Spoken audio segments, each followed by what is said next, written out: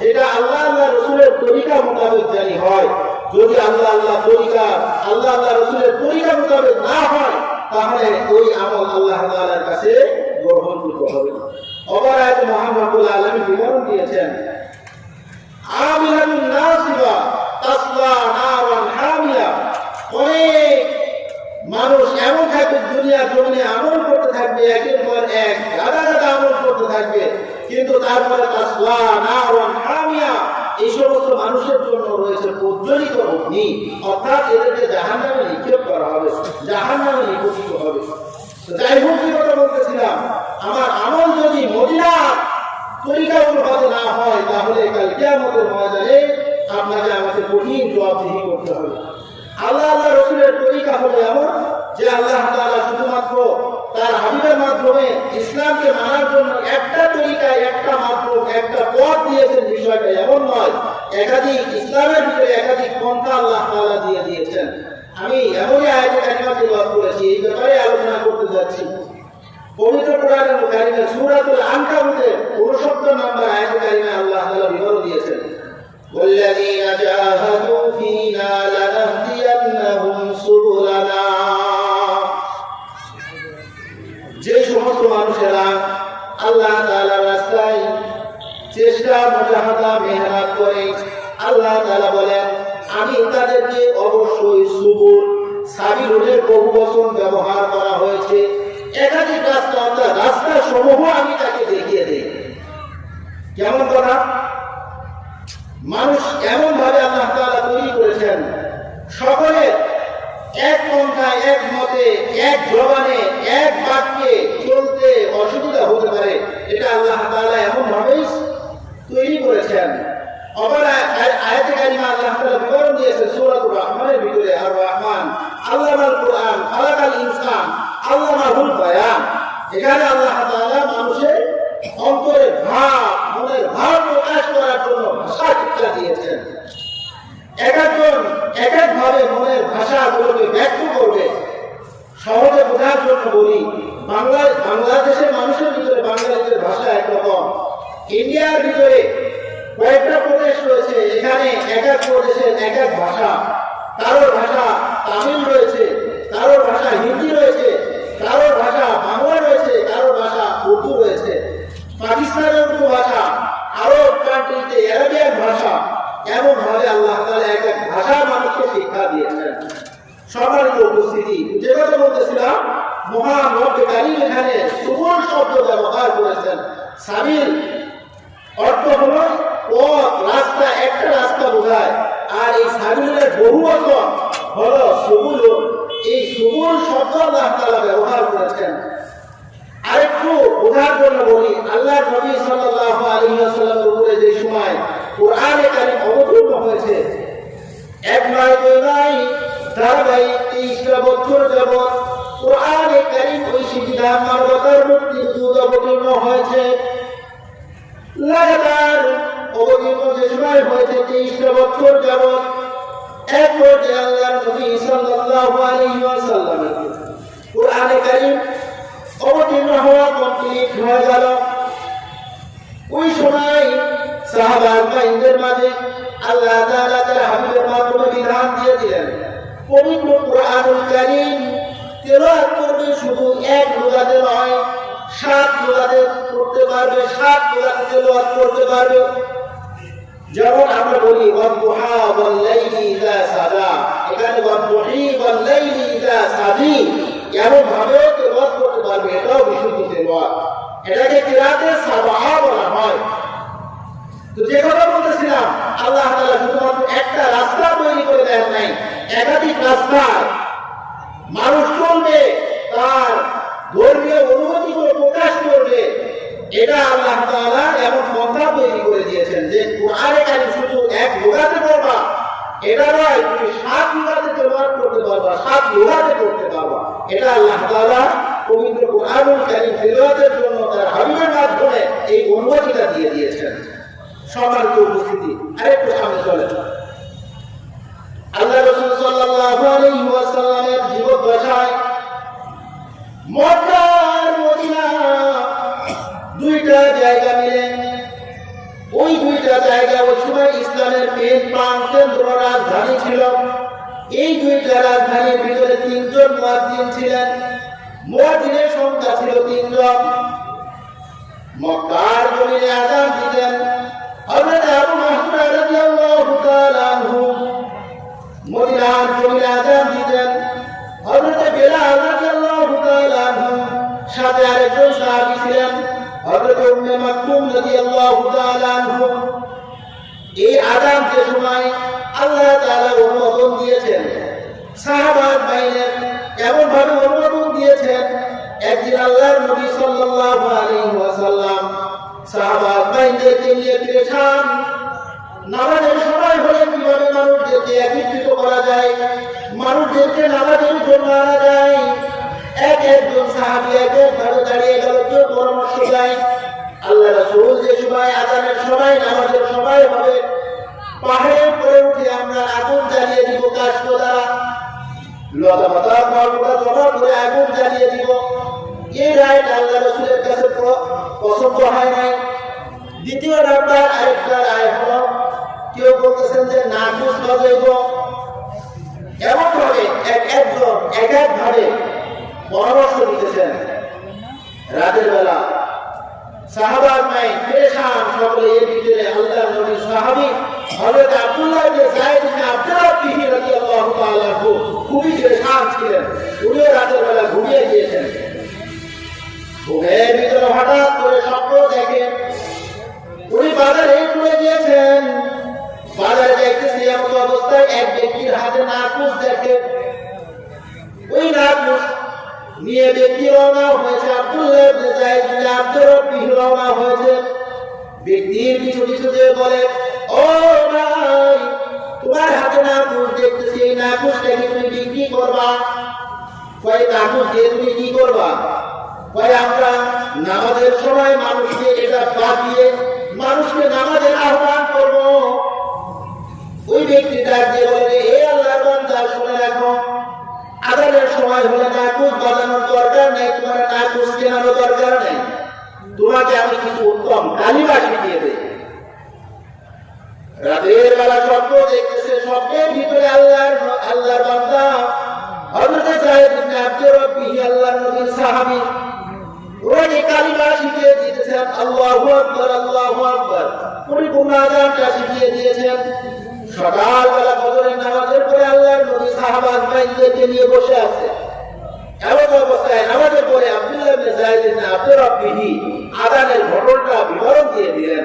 ওদিকে ওমর রাদিয়াল্লাহু তাআলা আনহু তাড়াতাড়ি, ওনার ওই দেরি হয়ে গিয়েছে, চালক কাঁদতে কাঁদতে তাড়াতাড়ি চলে এসেছে। দেখে যে আব্দুল্লাহ ইবনে যায়েদ ইবনে আব্দুর এই ঘটনা বর্ণনা করতেছে। সে সময় উনি আর বলে নাই, এক রাতে এসেছে। এমনকি 20 দিন পরে ওমর রাদিয়াল্লাহু তাআলা আনহু আল্লাহ রাসূলের কাছে বলেছে যে আল্লাহ রাসূল, আমিও তো রাতের বেলা এমন স্বপ্ন দেখেছিলাম, আল্লাহ রাসূল সাল্লাল্লাহু আলাইহি ওয়াসাল্লামও এমন স্বপ্ন দেখেছেন। যাই হোক, ওমর রাজি এসেছে। আব্দুল্লাহ ইবনে যায়েদ ইবনে আব্দুর উনি অসুস্থ ছিলেন। আল্লাহ রাসূল বেলাল রাদিয়াল্লাহু তাআলা আনহুকে আযানের কালিমাগুলো শিক্ষা দেওয়ার জন্য আদেশ দিয়ে দিলেন। বেলাল রাদিয়াল্লাহু তাআলা আযানের বাক্যগুলো শিখলেন, শিখে আযান দেওয়া শুরু করলেন।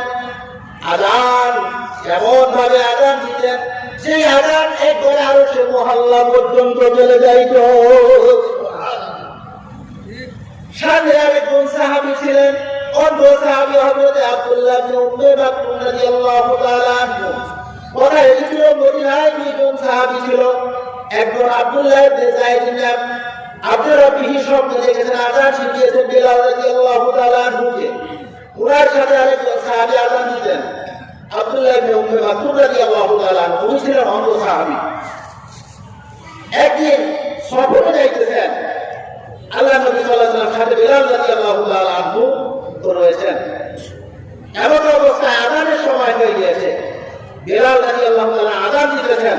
পাহাড়ের ওই পাশ থেকে কিছু যুবকেরা, বালকেরা, ওরা আযানকে ব্যঙ্গ করতেছিল। ওদের নিয়ে ছিল ব্যঙ্গ করা, নকল করতেছিল। আযান শেষ হয়ে গিয়েছে। আল্লাহ নবী ডাকে বলে, এ সাহাবীরা রে, পাহাড়ের ওই পাশে কারা জানি আযান নিয়ে ব্যঙ্গ করলো, তারা কারা জানি আযান নকল করেছে, ওদেরকে ডাক দিয়ে নিয়ে চলে আসো। নিয়ে এসেছে, আসার পর বলতেছে আযান দাও। একজন আযান দেয় আর একজন আযান দেয়, কই এই কণ্ঠ সেই কণ্ঠ নয়।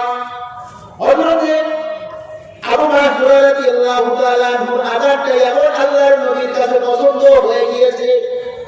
আবু মাহযুরা রাদিয়াল্লাহু তাআলা আনহু যে আযান দিয়েছে, আযান দেওয়ার পরে আল্লাহর নবী বলতেছেন এই কণ্ঠ সেই কণ্ঠ, হে আবু মাহযুরা তুমি ইসলাম গ্রহণ করো, মুসলমান হয়ে যাও। উনি এর আগে আযানটা দিয়েছেন আশহাদু আল্লা ইলাহা ইল্লাল্লাহ আশহাদু আন্না মুহাম্মাদুর রাসূলুল্লাহ, এই শাহাদাতের শব্দকে আস্তে আস্তে বলেছেন। পরবর্তীতে উনি প্রথমে ইসলাম গ্রহণ করতে যাচ্ছিলেন না, আল্লাহ নবী বলার পরে উনি ইসলাম গ্রহণ করে নিলেন। এরপরে আল্লাহ নবী বললেন যে আজ থেকে তুমি মুয়াজ্জিন হয়ে যাবে, মক্কার মসজিদে তুমি আযান দিবা।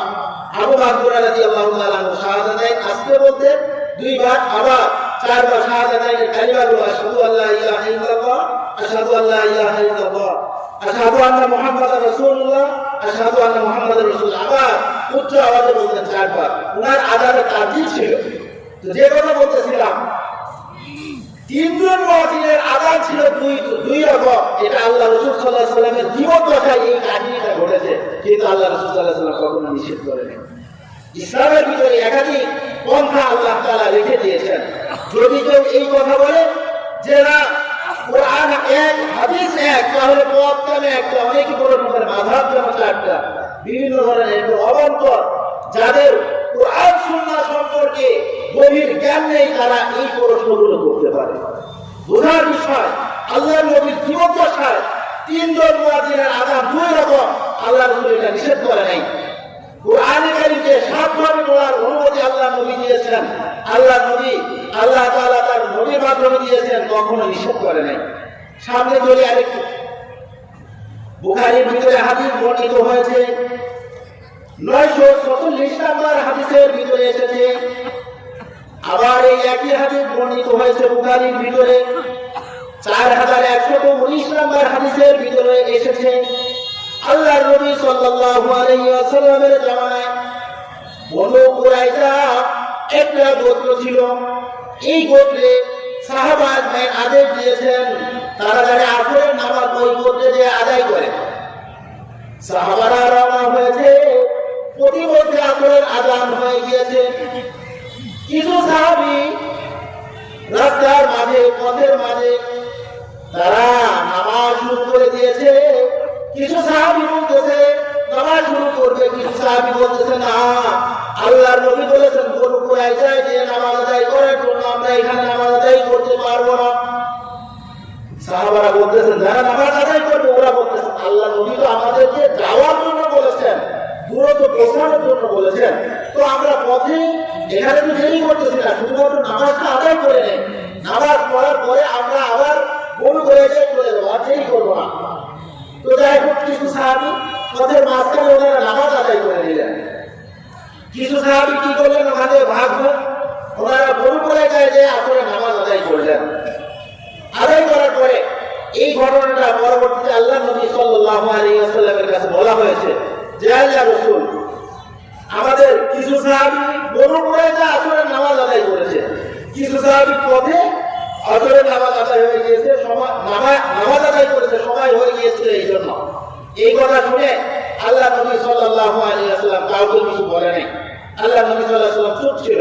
এটা বোঝা যায় এটা যে না, যারা পথে নামাজ আদায় করেছে এরাও সঠিক এর উপরে রয়েছে, ভুলের উপরে নেই, এরাও সঠিকের উপরে রয়েছে।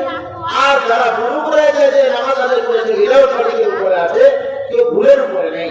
তাহলে এটা প্রতীয়মান হয় যে না, একাধিক পন্থা যেখানে শরীয়ত অনুমোদন দিয়েছে, ওই একাধিক পন্থায় ইসলামকে মানা আমাদের দ্বারা সহজ হবে। আর এতে আমাদের কোনো দোষারোপ বা দোষ হবে বা দোষণীয় কোনো কিছু এটা নয়। প্রিয় উপস্থিতি, আরেকটু সামনে চলি। বুখারী শরীফের 722 নম্বর হাদিসের ভিতরে এসেছে, আমরা যে সময় নামাজ আদায় করি, এই নামাজের রুকু থেকে ওঠার পরে আমরা বলি, রুকু থেকে ওঠার সময় বলি সামি আল্লাহু লিমান হামিদা রব্বানা লাকাল হামদ। এটা বলি কি বলি না? এটা বলি। এক বুখারী শরীফের ভিতরে এই হাদিসটা 5 ভাবে রিওয়ায়াত এসেছে। কয় ভাবে? 5 ভাবে রিওয়ায়াত এসেছে। পুনরায় রব্বানা ওয়া লাকাল হামদ, রব্বানা লাকাল হামদ হামদান কাসীরান তাইয়িবান মুবারাকান ফি, রব্বানা ওয়া লাকাল হামদ হামদান কাসীরান তাইয়িবান মুবারাকান ফি। প্রশ্ন আসতে পারে, তাহলে হুজুর এক বুখারীর ভিতরে যে কালামালা বাজায় দিয়ে দিল, তাহলে আমল করবো কোনটা? আপনার যেটা সহজ হয়, রব্বানা লাকাল হামদ আপনি এতটুকু বলতে পারেন, সমস্যা নেই। রব্বানা ওয়া লাকাল হামদ এতটুকু বলতে পারেন, রব্বানা লাকাল হামদ হামদান কাসীরান তাইয়িবান মুবারাকান ফি এটাও বলতে পারেন। এক সাহাবী নামাজের ভিতরে রব্বানা লাকাল হামদ হামদান কাসীরান তাইয়িবান মুবারাকান ফি এতটুকু পর্যন্ত পাঠ করেছে। আল্লাহর নবী সাল্লাল্লাহু আলাইহি ওয়াসাল্লাম শুনতে পেয়েছেন। নামাজ শেষে ডাক দিয়ে বলে, এ সাহাবীরা রে, তোমাদের মাঝে রব্বানা লাকাল হামদ হামদান কাসীরান তাইয়িবান মুবারাকান ফি এই কথা কে বলেছ? সাহাবীরা ওই সময় উনি তো হতভম্ব হয়ে গিয়েছে, কি হলো, আবার ভুল হয়ে গেল নাকি? আল্লাহর নবী সাল্লাল্লাহু আলাইহি ওয়াসাল্লাম বলতেছে, না বলো, আমি দেখলাম তুমি যে সময় এই কালিমাটা তোমরা তোমাদের মধ্যে যেই বলেছে, যে সময় এই কথা বলেছে, 3 জন ফেরেশতা এই কালিমাকে ধরে ধরে আল্লাহ তাআলার কাছে আসমানের দিকে নিয়ে চলে যায়। সম্মানিত উপস্থিতি, তো যে কথা বলতেছিলাম, অনুরূপ ভাবে রব্বানা লাকাল হামদ, রব্বানা লাকাল হামদ হামদান কাসীরান তাইয়িবান মুবারাকান ফি এমন ভাবে 5 প্রকার রিওয়ায়াত দিয়েছে বুখারীর ভিতরে।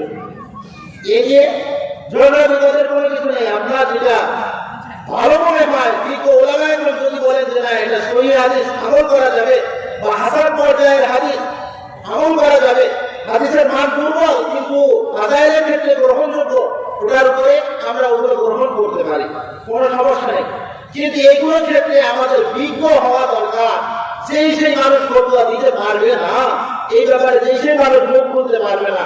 আরেকটু পরেই আলোচনা আসতেছে। সবার তো বুঝি যে কথা বলতেছিলাম, আল্লাহ তাআলা তার হাবিবের মাধ্যমে এই কথাগুলো জানিয়ে দিয়েছেন যে ইসলাম শুধুমাত্র এক পন্থায় আল্লাহ তাআলা দিয়েছেন। ইসলামের ভিতরে বিষয়টি এমন নয়, মানার জন্য আল্লাহ তাআলা সুযোগ দিয়েছেন, যার কারণে তো আমরা মাযহাবের ভিতরে, মাযহাব মানে চলার পথ, পন্থা, মতাদর্শ, এইগুলো আমরা একাধিক পাই, কিন্তু বর্তমান 4টা টিকে আছে। একটা হানাফি, আরেকটা শাফি, আরেকটা মালিকি, আরেকটা হলো হাম্বলি। প্রিয় উপস্থিতি, আল্লাহ নবী সাল্লাল্লাহু আলাইহি ওয়াসাল্লামের জামানার পরে সাহাবাগণের থেকেও মাযহাবের আবিষ্কার, মাযহাবের আবির্ভাব এটা ছিল। পরবর্তীতে তাবেঈনদের জামানা, তাবেঈনদের জামানায় একাধিক মাযহাব ছিল, কিন্তু দোকানের কাস্টমার গ্রাহক না থাকার কারণে আস্তে আস্তে ওইগুলো ভাটা পড়ে গিয়েছে, 4টা মাত্র টিকে আছে। তো যে কথা বলতেছিলাম, এইগুলো বুঝতে হলে আমাদের গভীর জ্ঞান অর্জন করতে হবে। বিজ্ঞ ওলামায়ে কেরাম ছাড়া এটা ফতোয়া দেওয়া, এই জটিল বিষয়গুলো সমাধান করা কখনো সম্ভব নয়। সম্মানিত উপস্থিতি, আমাদের এই বিষয়গুলো সকলের জেনে রাখতে হবে। বিশেষ করে যদি উস্তাদের কাছ থেকে জ্ঞান অর্জন না করা হয়, বড় বিপদ। আমাদের এই শরীর পথে চলা আমাদের জন্য অনেক দুষ্কর হয়ে যাবে। মহান রব্বুল আলামিন পবিত্র কোরআনুল কারীমে সূরা আলে ইমরানের ৭৯ নম্বর আয়াতে কারিমায় বিবরণ দিয়েছেন, ওয়ালাকিন কুনু রাব্বানিয়িন, ওয়ালাকিন কুনু রাব্বানিয়িন বিমা কুনতুম তুআল্লিমুনাল কিতাবা ওয়া বিমা কুনতুম তাদরুসুন। এই আয়াতে কারিমায় আল্লাহ তাআলা দরসের কথা বলেছেন। বিমা কুনতুম তাদরুসুন, দরস কাকে বলা হয়? দরস বলা হয় উস্তাদের সম্মুখে এসে উস্তাদের কাছ থেকে শিখা, এটাকে দরস বলা হয়। শিখানো, সরাসরি উস্তাদের থেকে যেই জ্ঞানটা নেওয়া হয় এই জ্ঞানকে দরসের জ্ঞান বলা হয়। এই কথাটাও ইমাম বুখারী রাহমাতুল্লাহ আলাইহি বুখারী শরীফের ১ম নম্বর খণ্ডের ১৬ নম্বর পৃষ্ঠা মাঝামাঝিও বিবরণ দিয়েছেন। ইন্নামাল ইলমু বিত-তাআল্লুমি, ইলম বলা হয় উস্তাদের কাছ থেকে শেখার নাম। ইলম বলা হয় উস্তাদের কাছ থেকে শেখার নাম। ইলম বলা হয় উস্তাদের কাছ থেকে শেখার নাম। এমনি সরাসরি মোবাইল দেখে এমনি নিজে নিজে বই পড়ে যেই জ্ঞানটা শেখা হয় এটাকে ইলম বলা হয় না, এটাকে ইলম বলা হয় না, এটাকে ইলম বলা হয় না। যার কারণে তো দুচার কলম শিখে বর্তমান ওলামায়ে কেরামের উপরে কলম ধরে আঙ্গুল ধরা শুরু করে। এটা বড় একটা সমস্যা। It is a more dangerous festival for our, বড় বিপজ্জনক একটা বিষয়, ভয়ঙ্কর রূপ নিচ্ছে বর্তমান আমাদের জন্য, আমাদের সময়। উস্তাদের কাছ থেকে শিকার লাভ হলো যে কথা ইমাম বুখারী রাহমাতুল্লাহ আলাইহি বুখারী শরীফের ১৫ নম্বর খণ্ডের ১৬ নম্বর পৃষ্ঠার মাঝামাঝি দিকে বলেছেন, ইন্নামাল ইলমা বিত্তাআল্লুমি, ইলম হলো উস্তাদের কাছ থেকে শেখার নাম। সম্মানিত উপস্থিতি, যে কথা বলতেছিলাম, যদি উস্তাদ না থাকে স্বাভাবিক একটা বিষয়, আমরা হলাম বাংলাভাষী, আমরা হলাম বাঙালি, বাংলা ভাষা অর্জন করার জন্য যদি স্কুল কলেজে যেতে হয়, তাহলে কোরআন আর হাদিসের জ্ঞান কিভাবে আপনি বাড়িতে বসে বসে অর্জন করবেন? এটা কিভাবে সম্ভব? আপনার উস্তাদ ছাড়া কঠিন কালেও গভীর জ্ঞান অর্জন করা কখনো সম্ভব হবে না। যদি আপনি দুচার কথা শিখেন, ওটা শরীয়ত পরিভাষায়, ইসলামের পরিভাষায় ওটাকে ইলম কখনো বলা হবে না, যেটা ইমাম বুখারী রাহমাতুল্লাহ আলাইহি বলেছেন, ইন্নামাল ইলমা বিত্তাআল্লুমি, ইলম হলো উস্তাদের কাছে শেখার। সম্মানিত উপস্থিতি, যে কথা বলতেছিলাম, ইলম নিতে হবে উস্তাদের কাছ থেকে। আবার উস্তাদের ভিতরে সকল উস্তাদ একই রকম নয়, এটাও আমাদের খেয়াল রাখতে হবে। উস্তাদের ভিতরে সকল উস্তাদ একরকম নয়, সেক্টর রয়েছে। সকলে আবার গভীর জ্ঞান ওইভাবে দিতে পারবে না, এটা আমাকে খেয়াল রাখতে হবে। আমরা সহজ ভাষায় বুঝি, প্রাইমারি লেভেলের উস্তাদ একরকম, হাই স্কুল লেভেলের একরকম, কলেজ ভার্সিটির একরকম, ভিন্ন ভিন্ন রয়েছে। আবার সকল উস্তাদের দ্বারা সকল জ্ঞান অর্জন করা সম্ভব নয়। আল্লামা ইবনে সিরিন রাহমাতুল্লাহ আলাইহি বলেছেন, মুসলিম শরীফের মুকাদ্দমার 11 নম্বর পৃষ্ঠার ভিতরে এসেছে, ইন্না হাযাল ইলমা দীনুন ফানজুরু আম্মান তা'খুযুনা দীনাকুম।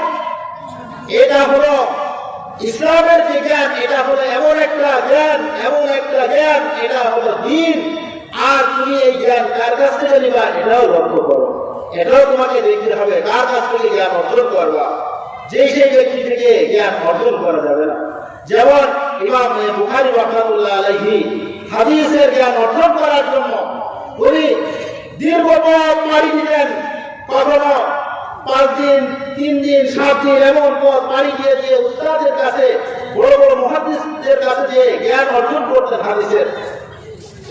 সম্মানিত উপস্থিতি, এই জন্য আমাদের উপর খেয়াল রাখতে হবে, আমি এই দিনের জ্ঞানগুলো কার কাছ থেকে নিব, যার কাছ থেকে এই দিনের জ্ঞান তো নেওয়া যাবে না।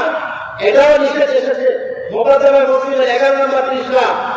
আল্লামা ইবনে সিরিন রাহমাতুল্লাহ আলাইহি বলেছেন, আমাদের বিশেষ করে দারুল উলুম দেওবন্দের সিলসিলায় দরসে নিজামের মাদারিসে কওমিয়াগুলোতে যেই দ্বীনি জ্ঞান অর্জন করানো হয়, যেই শিক্ষা দেওয়া হয়, প্রত্যেকটা ছাত্রের তাদের হাদিসের জ্ঞান নেওয়া সরাসরি যোগসূত্র, সনদসূত্র হয়ে গিয়েছে। প্রত্যেকেই এই সনদ নিয়ে তারা জ্ঞান অর্জন করেছেন। সম্মানিত উপস্থিতি, আবার সর্বোচ্চ হাদিসের কিতাব যেটা রয়েছে বুখারী শরীফ, এই বুখারী শরীফে আমাদের কাছে তো বুখারী শরীফ নামে পরিচিত। বুখারী শরীফের পরিপূর্ণ নাম কি? আল্লামা ইমাম বুখারী রাহমাতুল্লাহ আলাইহি কিতাবের নাম গ্রহণ করেছেন আল জামিউল মুসনাদ as-সাহিহুল মুখতাসার মিন উমুরি রাসূলিল্লাহ সাল্লাল্লাহু আলাইহি ওয়াসাল্লাম ওয়া সুনানিহি ওয়া আইয়ামিহি আল মারুফ বি সাহিহিল বুখারী, এই নামে পরিচিত। সম্মানিত উপস্থিতি, যে কথা বলতেছিলাম, এই বুখারী শরীফের জ্ঞান অর্জন করেছি শাইখুল ইসলাম আল্লামা আহমদ শফী রাহমাতুল্লাহ আলাইহি থেকে। তিনি এই হাদিসের জ্ঞান অর্জন করেছিলেন তার উস্তাদ আল্লামা হুসাইন আহমদ মাদানী রাহমাতুল্লাহ আলাইহি থেকে। তিনি এই হাদিসের জ্ঞান অর্জন করেছিলেন তার উস্তাদ মাহমুদুল হাসান দেওবন্দি রাহমাতুল্লাহ আলাইহি থেকে। তিনি এই হাদিসের জ্ঞান অর্জন করেছিলেন তার উস্তাদ কাসিমুল উলুমি ওয়াল খায়রাত কাসিম নানুতুবি রাহমাতুল্লাহ আলাইহি থেকে। তিনি এই হাদিসের জ্ঞান অর্জন করেছিলেন তার উস্তাদ শাহ আব্দুল গনি মুজাদ্দিদি রাহমাতুল্লাহ আলাইহি থেকে। তিনি এই হাদিসের জ্ঞান অর্জন করেছিলেন তার উস্তাদ শাহ ইসহাক দেহলভী রাহমাতুল্লাহ আলাইহি থেকে। তিনি এই হাদিসের জ্ঞান অর্জন করেছিলেন তার উস্তাদ, যাকে মুসনাদুল হিন্দ বলা হয়, পাক ভারতবর্ষে যত হাদিসের সনদ রয়েছে তার সাথে যে মিলে যায় হযরত শাহ ওলিউল্লাহ মুহাদ্দিস দেহলভী রাহমাতুল্লাহ আলাইহি থেকে। হযরত শাহ ওলিউল্লাহ মুহাদ্দিস দেহলভী রাহমাতুল্লাহ আলাইহি তিনি হাদিসের জ্ঞান অর্জন করেছিলেন তার উস্তাদ আবু তাহের মাদানী থেকে। তিনি হাদিসের জ্ঞান অর্জন করেছিলেন তার উস্তাদ ইব্রাহিম কুরজি থেকে। তিনি এই হাদিসের জ্ঞান অর্জন করেছিলেন তার উস্তাদ আহমদ আল কসাসি থেকে। তিনি এই হাদিসের জ্ঞান অর্জন করেছিলেন তার উস্তাদ আহমদ আল শারবি থেকে। তিনি এই হাদিসের জ্ঞান অর্জন করেছিলেন তার উস্তাদ মুহাম্মদ আল রমলি থেকে। তিনি এই হাদিসের জ্ঞান অর্জন করেছিলেন তার উস্তাদ জয়নুদ্দিন জাকারিয়া আল আনসারী থেকে। তিনি এই হাদিসের জ্ঞান অর্জন করেছিলেন তার উস্তাদ ইবনে হাজার আসকালানী রাহমাতুল্লাহ আলাইহি থেকে। তিনি এই হাদিসের জ্ঞান অর্জন করেছিলেন তার উস্তাদ ইব্রাহিম আল-কানুকি থেকে। তিনি এই হাদিসের জ্ঞান অর্জন করেছিলেন তার উস্তাদ আবুল আব্বাস হাজ্জাজ থেকে। তিনি এই হাদিসের জ্ঞান অর্জন করেছিলেন তার উস্তাদ আবু আলী আল-জুবাইরি থেকে। তিনি এই হাদিসের জ্ঞান অর্জন করেছিলেন তার উস্তাদ আবুল হাসান আদ-দাউদি থেকে। তিনি এই হাদিসের জ্ঞান অর্জন করেছিলেন তার উস্তাদ আবু মুহাম্মদ আস-সারফি থেকে। তিনি এই হাদিসের জ্ঞান অর্জন করেছিলেন তার উস্তাদ আবু আব্দুল্লাহ আল-ফিরাবি থেকে। এই আবু আব্দুল্লাহ আল-ফিরাবি রাহমাতুল্লাহ আলাইহি হলেন ইমামে বুখারী রাহমাতুল্লাহ আলাইহির খাস শাগির্দ। আর আবু আব্দুল্লাহ আল-ফিরাবি এই হাদিসের জ্ঞান অর্জন করেছেন আমিরুল মুমিনিন ফিল হাদিস আবু আব্দুল্লাহ মুহাম্মদ ইবনে ইসমাঈল আল-বুখারী থেকে। ইমামে বুখারী রাহমাতুল্লাহ আলাইহি হাদিসের জ্ঞান অর্জন করেছেন তার উস্তাদ মক্কি ইবনে ইব্রাহিম থেকে। তিনি এই হাদিসের জ্ঞান অর্জন করেছেন তার উস্তাদ ইয়াজিদ ইবনে আবু উবাইদ থেকে। তিনি এই হাদিসের জ্ঞান অর্জন করেছেন আল্লাহর নবীর সাহাবী হযরত সালামা ইবনুল আকওয়াই রাদিয়াল্লাহু তাআলা আনহু থেকে। আর তিনি এই হাদিসের জ্ঞান অর্জন করেছেন জনাবে মুহাম্মদুর রাসূলুল্লাহ সাল্লাল্লাহু আলাইহি ওয়াসাল্লাম। মারহাবা মারহাবা। মুহাম্মদুর রাসূলুল্লাহ সাল্লাল্লাহু আলাইহি ওয়াসাল্লাম হাদিসের জ্ঞান পেয়েছেন সরাসরি আল্লাহ তাআলা থেকে। যেই কথা আল্লাহ তাআলা সূরা নাজমের ভিতরে বিবরণ দিয়েছেন, ওয়া মা ইয়ানতিকু আনিল হাওয়া ইন হুয়া ইল্লা ওয়াহিয়ুন ইউহা। ওয়া মা ইয়ানতিকু আনিল হাওয়া, মুহাম্মদ সাল্লাল্লাহু আলাইহি ওয়াসাল্লাম যেই কথাগুলো বলেন নিজের ব্যক্তিগত নিজের মন গড়া কোনো কথা বলেন না।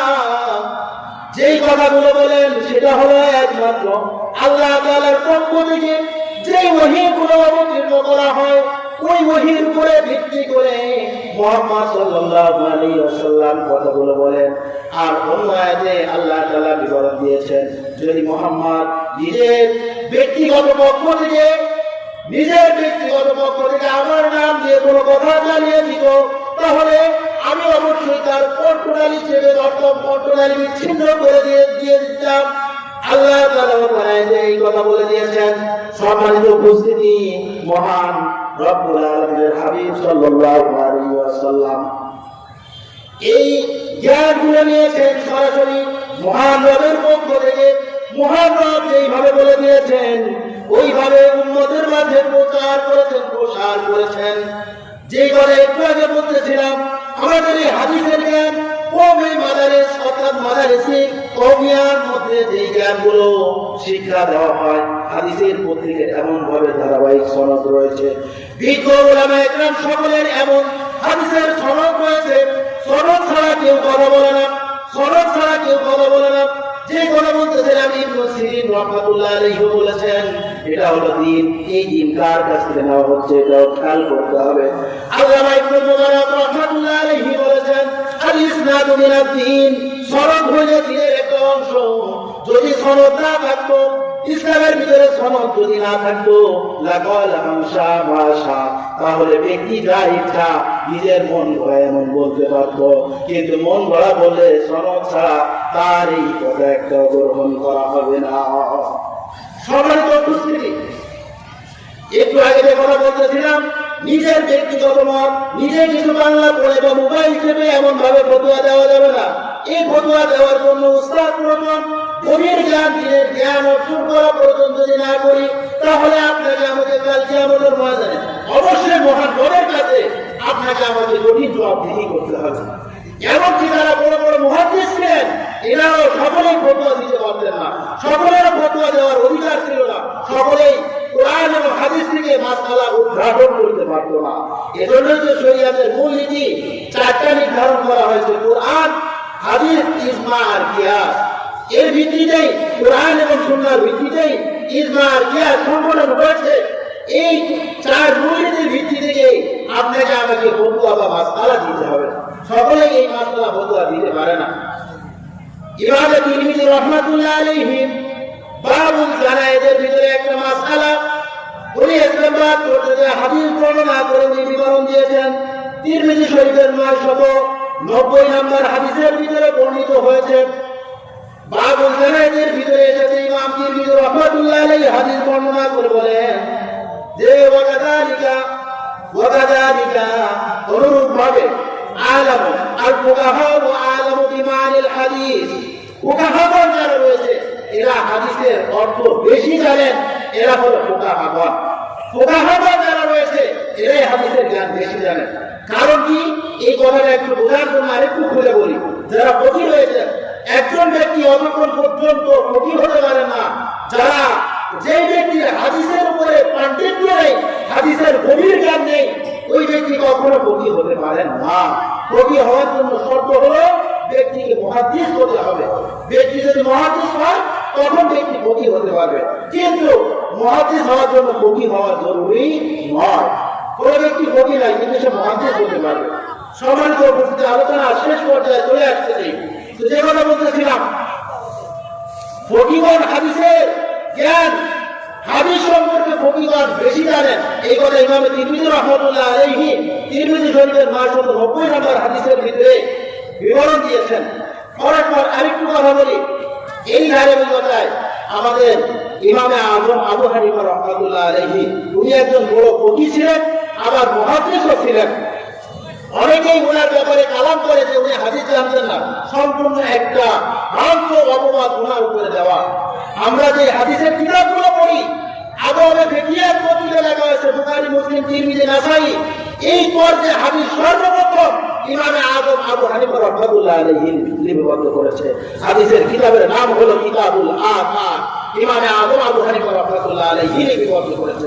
এই দেখেই অন্য মুহাদ্দিসগণ হাদিসের কিতাব লিপিবদ্ধ করেছে। ইমামে আজম আবু হানিফা রাহমাতুল্লাহ আলাইহি একজন উস্তাদ ছিলেন। উনি হলেন বিখ্যাত তাবেঈ মুহাদ্দিস সুলাইমান ইবনে মেহরান। উনি বলেন ওনার থেকে ইমামে আজম আবু হানিফা রাহমাতুল্লাহ আলাইহি হাদিস নিতেন। তো কিছু মাসআলা উদ্ঘাটন করতে ইমাম আজম আবু হানিফা রাহমাতুল্লাহ আলাইহি বলেছে, জিজ্ঞাসা করতো, বাবা আবু হানিফা, তুমি এই মাসআলা কিসের থেকে উদ্ঘাটন করেছো, কোন হাদিসের ভিত্তিতে? কয় হুজুর, গতকাল আপনার কাছে যে হাদিস পড়েছি ওই হাদিসের ভিত্তিতেই বের করেছি। তখন তার উস্তাদ সুলাইমান ইবনে মেহরান খুশি হয়ে উনি বলতেন, ইয়া মাশারাল ফুকাহা আনতুমুল আতিব্বা ওয়া নাহনু সায়াদালাদি, হে ফুকাহাগণ, তোমরা হইল ডাক্তার আর আমরা হলো ফার্মেসির ওষুধ বিক্রেতার মতো। সম্মানিত উপস্থিতি, আমার আলোচনা আদানের সময় হয়ে এসেছে, এখানেই ক্ষান্ত করতেছি। আলোচনার সংক্ষেপ হলো এটাই যে আপনার দিনের গভীর জ্ঞান অর্জন করা ব্যতীত কোনো ব্যক্তি ফতোয়া দেওয়া তার অধিকার নেই। যদি দেয় কাল কিয়ামতের ময়দানে কঠিন জবাবদিহি করতে হবে। আল্লাহ তাআলা আমাদের সকলকে এই ভুল সঠিক বোঝার তৌফিক দান করে, বিশেষ করে দিনের গভীর জ্ঞান করে অর্জন হয় মাদারসে কওমিয়া থেকে। আল্লাহ তাআলা আমাদের এই মাদারসে কওমিয়ার সাথে লেগে থেকে দিনের গভীর জ্ঞান অর্জন করা, নিজে না পারলে সন্তানদেরকে দিয়ে অর্জন করার তৌফিক দান করে। ওয়া আখিরু দাওয়ানা আলহামদুলিল্লাহ।